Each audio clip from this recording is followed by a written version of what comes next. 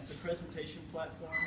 You can upload, for now I support Bespoke, which is like an open source slide platform. Anyway, you upload a Bespoke presentation and you're given a unique URL. And then when you're ready to present, anyone can go to that URL and their slides are moving as the presenter slides are moving, and also a couple other really cool features. So sign-up's pretty much as like everyone else's. It's just a modal.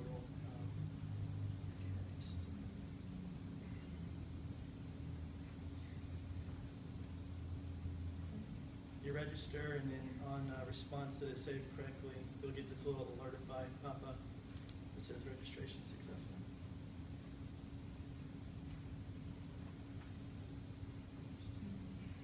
And this part is pretty bare bones because like I don't have any users interacting with each other in terms of like, oh, this person just presented something or this person just uploaded a presentation. So I do plan on, that's like way down the road and outside the scope of 2 weeks, but this is sort of like a placeholder. So uploading a presentation, you give it a title. You're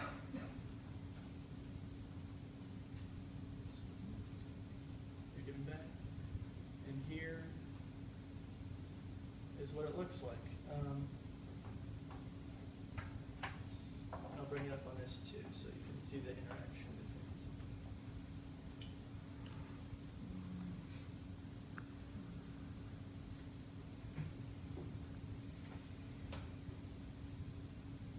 Okay, so the top part is a get user media request. Basically just asking permission from the browser to be able to stream from your microphone. Technically, as soon as you allow it, it starts streaming. Now, whether like a function's actually capturing it and putting it to a buffer array is like, you know, up to that particular app. But yeah, now as soon as you're ready to record, it'll actually start capturing your microphone input. So here's one of the things. It's just a full screen mode. This is just using the full screen API. It's pretty standard.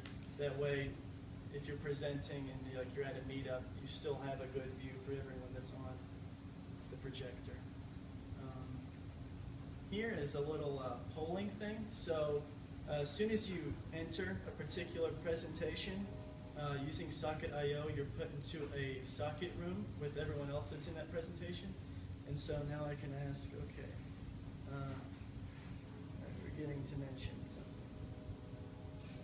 Yes. No. And then, of course, you can add as many options as you want. Launch poll. And I'll show this from the other end, too. So, yes, I probably am forgetting to mention something. And in real time, it'll calculate the votes.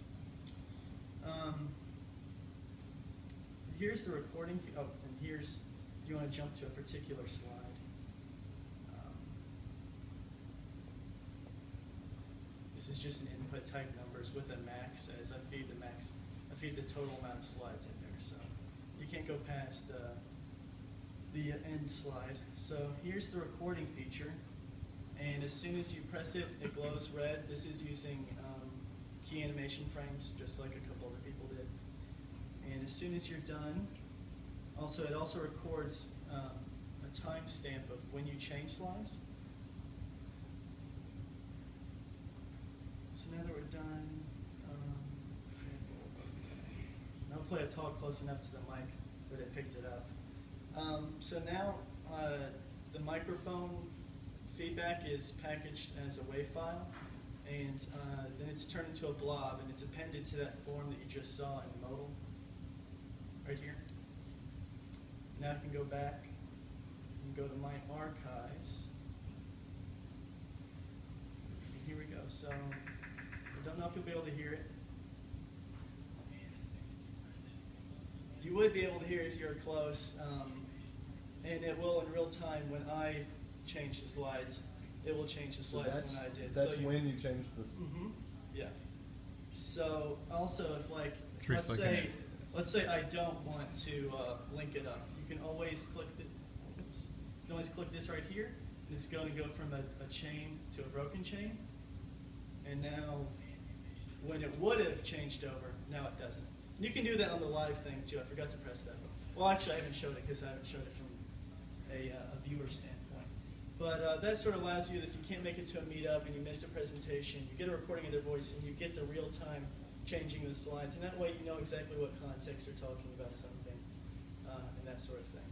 So that is an example of an archive. I'll go ahead and sign out. And I'll show what it looks like as a viewer.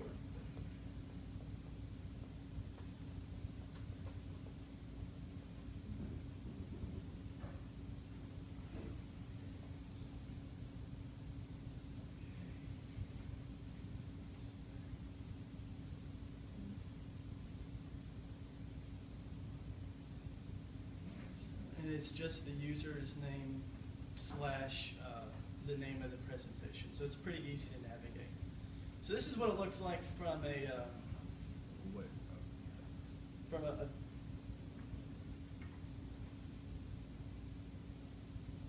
viewer standpoint.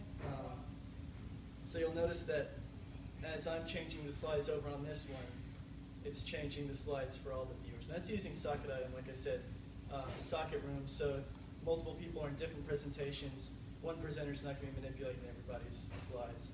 And those the pool names are actually the URL of the presentation, so there's no way there can be any sort of cross-contamination. If you don't, if like the speaker goes past a slide that you didn't quite understand yet,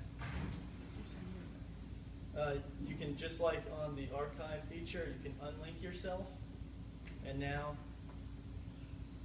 the slides aren't being manipulated. You can always go back, and now they are back to being manipulated in real time.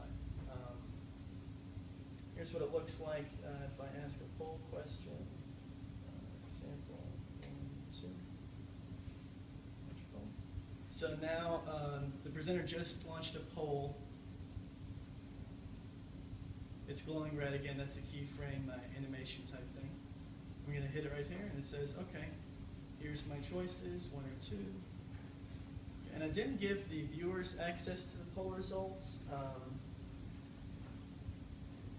And I mean, that'd be easy enough to do too, but I didn't know if, maybe the presenter wants to do something anyway, even despite the fact that it's popular or something, It's just more like for the presenter's benefit than it is for the viewers.